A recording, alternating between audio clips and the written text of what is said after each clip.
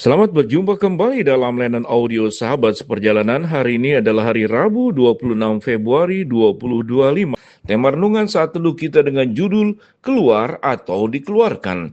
Firman Tuhan terambil dalam Kisah Rasul pasal 7 ayat 34 sampai dengan ke-36. Aku telah memperhatikan dengan sungguh kesengsaraan umatku di tanah Mesir, dan aku telah mendengar keluh kesah mereka, dan aku telah turun melepaskan mereka. Karena itu marilah engkau akan kuutus ke tanah Mesir. Musa ini yang telah mereka tolak dengan mengatakan, siapakah yang mengangkat engkau menjadi pemimpin dan hakim?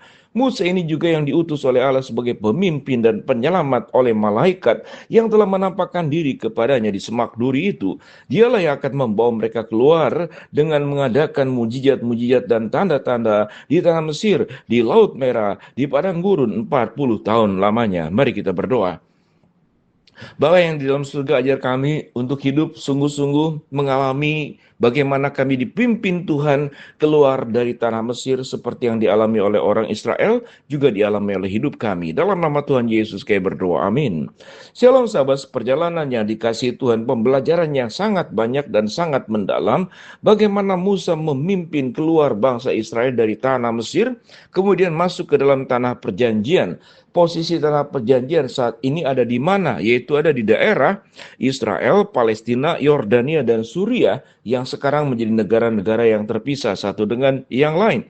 Tetapi kalau kita melihat di peta secara gambar, maka Mesir itu ada di sebelah barat, kemudian yang namanya tanah perjanjian ada di sebelah bagian timurnya, melewati satu tempat yang sempit, kemudian menyeberang ke daerah yang disebut dengan tanah perjanjian. Itu yang dimaksud dengan keluar. Tetapi makna yang lebih dalam daripada kata keluar adalah keluar daripada perbudakan, keluar daripada penindasan. Gambaran Mesir adalah Mesir sebagai bangsa yang memang kejam, memperbudak orang Israel, tidak mengizinkan mereka keluar, mereka dimanfaatkan, mereka diperberat, mereka kemudian dijadikan budak untuk mentaati sepenuhnya kepada Firaun, dan mereka tidak mengizinkan orang Israel menyembah kepada Tuhan.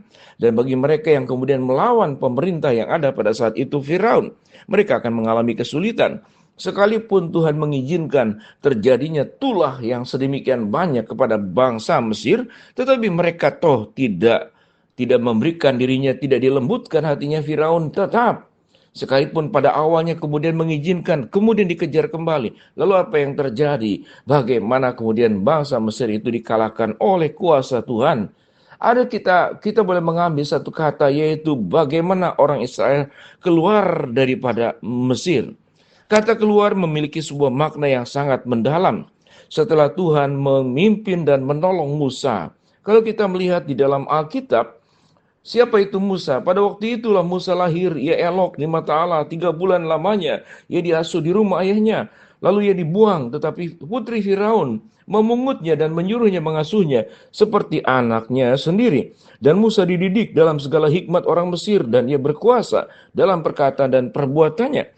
Pada waktu ia berumur 40 tahun, timbullah keinginan dalam hatinya untuk mengunjungi saudara-saudaranya, yaitu orang-orang Israel. Ketika itu ia melihat seorang dianiayai oleh seorang Mesir, lalu ia menolong membela orang itu dan membunuh orang Mesir itu. Pada sangkanya saudara-saudaranya akan mengerti bahwa Allah memakai dia untuk menyelamatkan mereka. Tetapi mereka tidak mengerti. Pada keesokan harinya ia muncul pula ketika 2 orang Israel sedang berkelahi. Lalu ia berusaha mendamaikan mereka. Katanya, saudara-saudara, bukankah kamu ini bersaudara? Mengapa kamu saling menganiayai? Tetapi orang yang berbuat salah kepada temannya itu menolak Musa dan berkata, siapakah yang mengangkat engkau menjadi pemimpin dan hakim atas kami? Apakah engkau bermaksud membunuh aku sama seperti kemarin engkau membunuh orang Mesir itu? Mendengar perkataan itu, larilah Musa dan hidup sebagai pendatang di tanah Midian. Di situ ia memperanakan 2 anak orang laki-laki. Dan sesudah 40 tahun tampaklah kepadanya seorang malaikat di padang gurun Sinai dengan nyala api yang keluar dari semak duri. Musa heran tentang penglihatan itu. Dan ketika ia pergi ke situ untuk melihatnya dengan dekat, datanglah suara Tuhan, katanya, akulah Allah nenek moyangmu, Allah Abraham, Ishak, dan Yakub. Maka gemetarlah Musa, dan ia tidak berani lagi melihatnya. Lalu firman Tuhan kepadanya, tanggalkanlah kasutmu dari kakimu, sebab tempat di mana engkau berdiri adalah tanah yang kudus. Aku telah memperhatikan dengan sungguh-sungguh kesengsaraan umatku di tanah Mesir, dan aku telah mendengar keluh kesah mereka, dan aku telah turun untuk melepaskan mereka. Karena itu marilah engkau akan kuutus ke tanah Mesir. Musa ini yang telah mereka tolak dengan mengatakan, siapakah yang mengangkat engkau menjadi pemimpin dan hakim?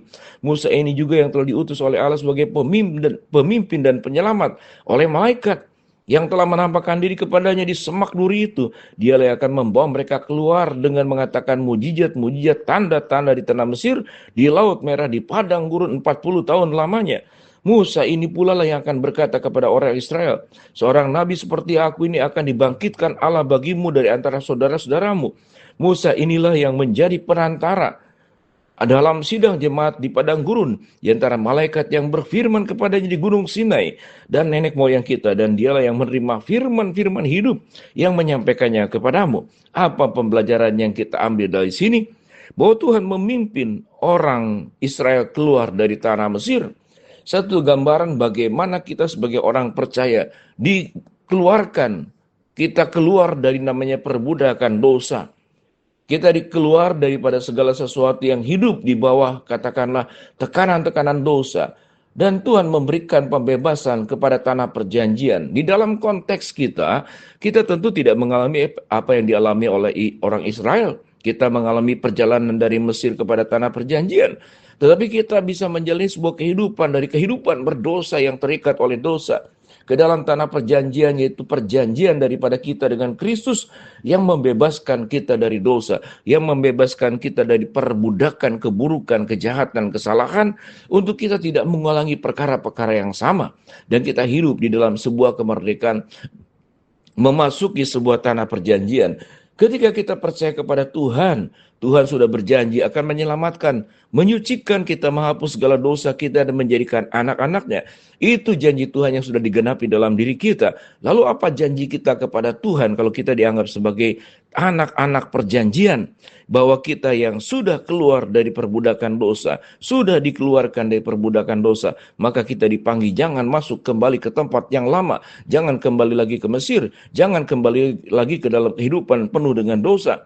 Tetapi kehidupan yang penuh dengan kemerdekaan, kita menjadi orang-orang yang memuliakan Allah karena janji Allah yang sudah digenapi dalam hidup kita. Maka kita harus menjaga dengan sebaik-baiknya janji yang sudah Tuhan buktikan, dan kita berjanji kita dipanggil untuk membuktikan sebagai anak-anak perjanjian, anak-anak yang sudah ditebus, anak-anak yang sudah dibebaskan daripada perbudakan dosa, dan kita hidup sebagai anak-anak yang merdeka, anak-anak Tuhan yang mengalami kemenangan demi kemenangan.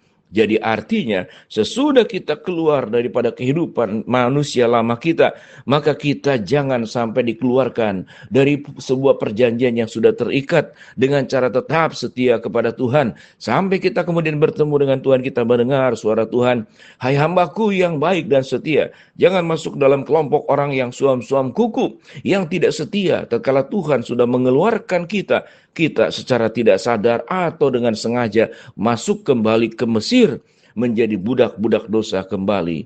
Kita sudah dimenangkan, maka terus jaga kemenangan itu. Mari kita berdoa. Bapa dalam surga, terima kasih kami sudah dibebaskan oleh Engkau. Hamba mau berdoa buat sahabat seperjalanan yang sakit. Tuhan jamah sembuhkan sahabat seperjalanan yang sedang menghadapi masalah. Tuhan bukakan jalan.